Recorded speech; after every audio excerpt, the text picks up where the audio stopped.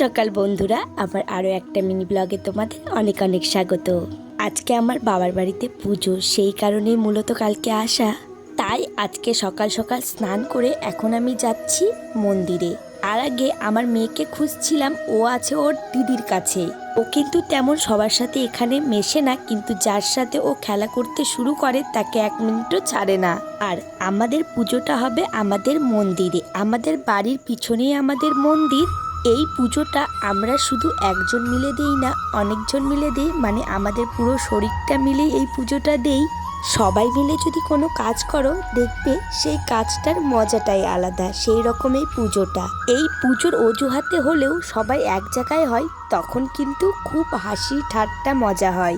আমাদের বাড়িতে হয় কালী মনসা পুজো। এইদিকে ঠাকুরঘরটা মুছে দিয়ে চলে এসেছি, আর মা এইদিকে ঘর বাড়িটাও মুছে নিয়েছে।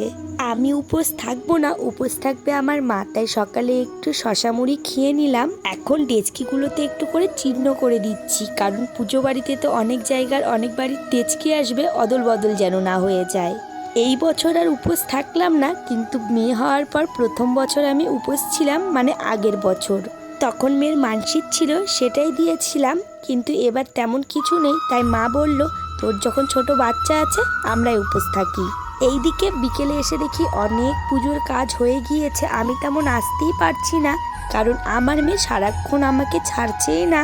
আর এখন একটু হাঁটতে হাঁটতে মাঠের দিকে গিয়েছিলাম। এখন প্রায় সন্ধে, পুজোর সময় হয়ে গিয়েছে। আর আমি যেই ভোগগুলো এনেছিলাম ঠাকুরের জন্য, সেগুলোতেই নাম লিখে দিচ্ছে আমার ভাই। আমাদের পুজোটা শুরু হতে হতে ওই 8টা-9টা বাজবে, কিন্তু তার আগে গোটা পাড়ার লোককে আমরা খিচুড়ি খাওয়াই।